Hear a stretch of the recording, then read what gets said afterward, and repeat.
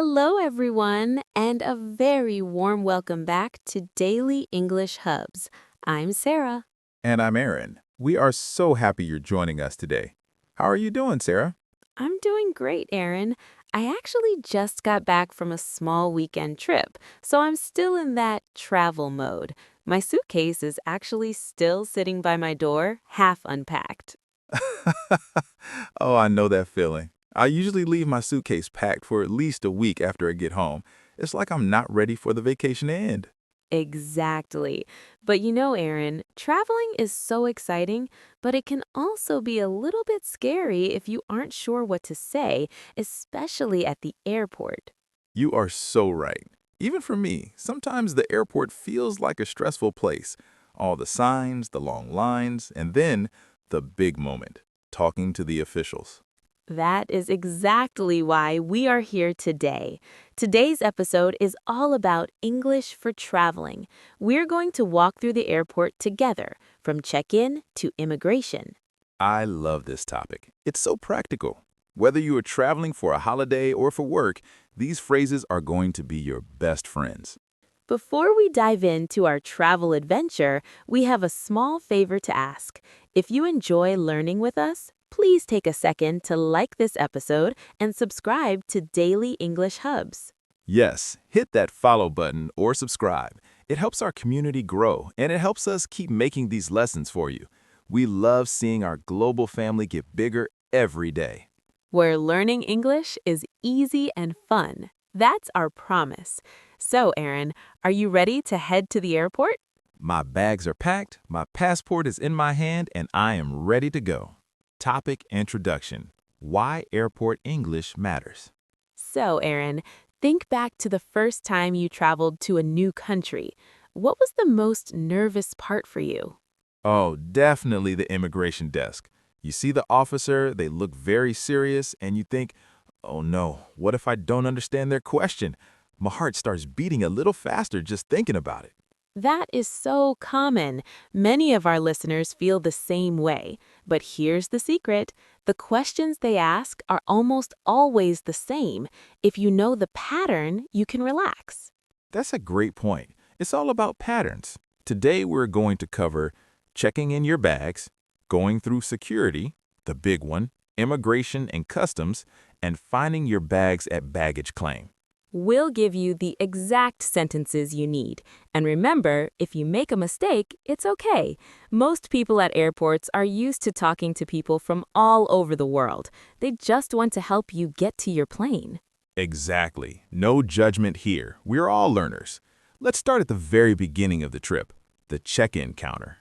Okay, Erin, imagine you just walked into the airport. You have a big suitcase. Where do you go first? I need to find my airline. Let's say I'm flying with Hubs Air. I look for the sign and stand in line.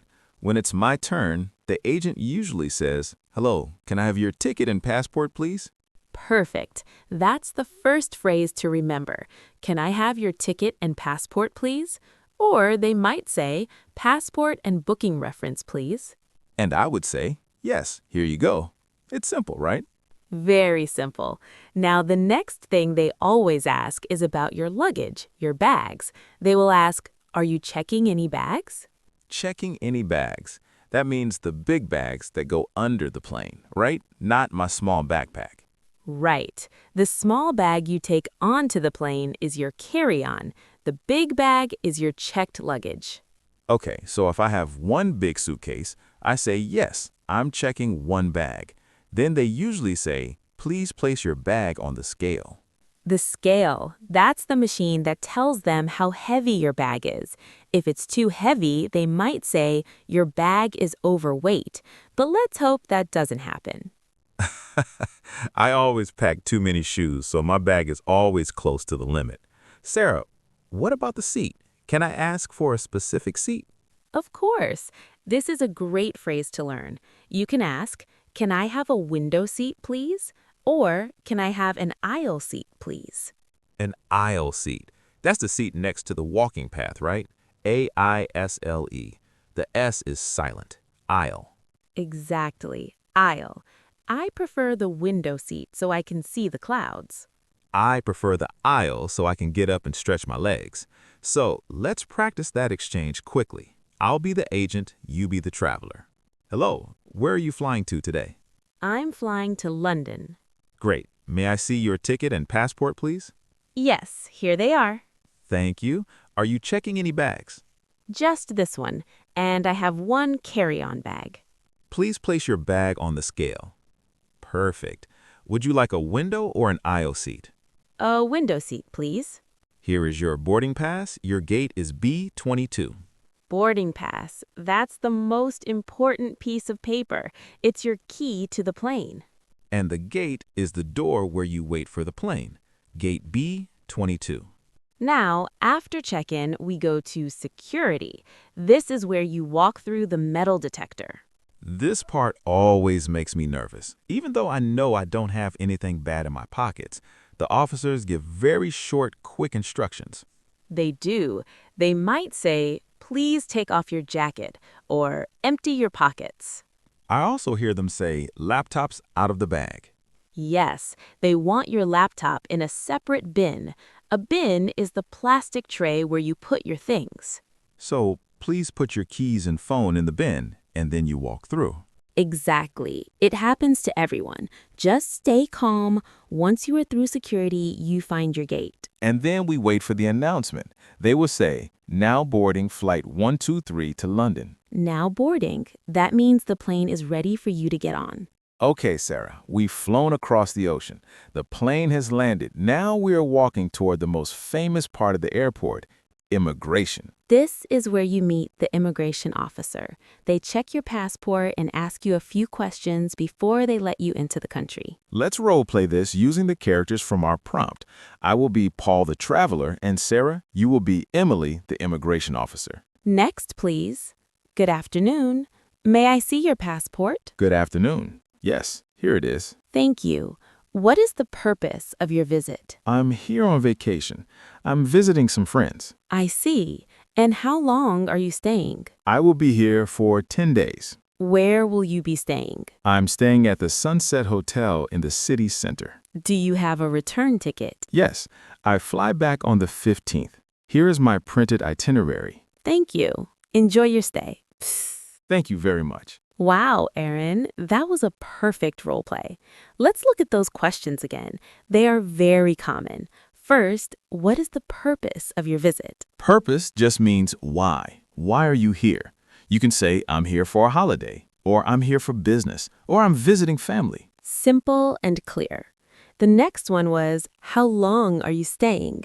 They want to know your time frame for 1 week, for 12 days, until next Monday. And the third one was, where will you be staying? This is important. You should have the name of your hotel or the address of your friend's house ready. I usually keep it written on a piece of paper or saved on my phone. Sometimes, if you're nervous, your mind goes blank and you forget the name of the hotel. That happens. That's why having a printout or a screenshot is a lifesaver. You can just show it to them. One more question they sometimes ask is, what is your occupation? Ah, occupation. That's a fancy word for what is your job? So I would say, I am a teacher or I am an engineer. Exactly. They just want to make sure you are a real traveler. They aren't trying to trick you. They're just doing their job. You know, Erin, I noticed we use the word itinerary. That's a big word. Can we explain that? Good catch, Sarah. An itinerary is basically your travel plan. It shows your flight times, your hotel bookings, and maybe the tours you have planned. Itinerary. Itinerary. It's a tough one to spell, but very useful to know. So, you passed immigration. Your passport has a fresh new stamp. Now you go to the big moving belt to get your suitcase. What is that area called, Sarah? That is the baggage claim. You look for the screen that has your flight number, and it will tell you which carousel your bags are on. Carousel. That's the spinning machine that carries the bags. Sometimes, though, the bag doesn't come out. That's a traveler's nightmare. Erin, what do I say if my bag is missing? Don't panic. You go to the lost luggage or baggage service desk. You can say, my bag hasn't come out. It's a blue suitcase with my name on it. They will ask for your baggage claim tag. That's the little sticker the lady at the first airport stuck to your passport or ticket. Yes, never throw that sticker away until you have your bag in your hand. Good tip. Now, once you have your bag, you walk through customs. Most of the time, you can just walk through the nothing to declare exit. Nothing to declare means I don't have anything that I need to pay tax on, like 50 bottles of perfume or 100 cell phones. Right. If you just have your clothes and personal things, you have nothing to declare. You just walk through the green door and boom, you're in a new country. We have covered a lot of ground today, Erin. Let's do a quick recap for our friends listening at home. I'll start. At check-in, you give your passport and check your bags. You can ask for a window seat or an aisle seat. Number 3, at security, you put your things in the bin and take out your laptop. Number 4, your boarding pass tells you which gate to go to. Number 5, at immigration, the officer asks for the purpose of your visit and how long you are staying. Number 6, at baggage claim, you pick up your suitcase from the carousel. Perfect. And remember, everyone, if you don't understand something an officer says, it is perfectly okay to say, "Could you repeat that, please?" Yes, using the phrase, "Could you speak a little slower, please?" is a sign of a great learner. Speaking of travel, we want to hear from you. Yes, we have a question for our listeners today. Where is the next place you want to travel to? Tell us in the comments, and for an extra challenge, try to use one of the phrases we learned today. We read every single comment, and we love hearing about your dreams and your travels. Well, Sarah, I think we have reached our destination for today. We have.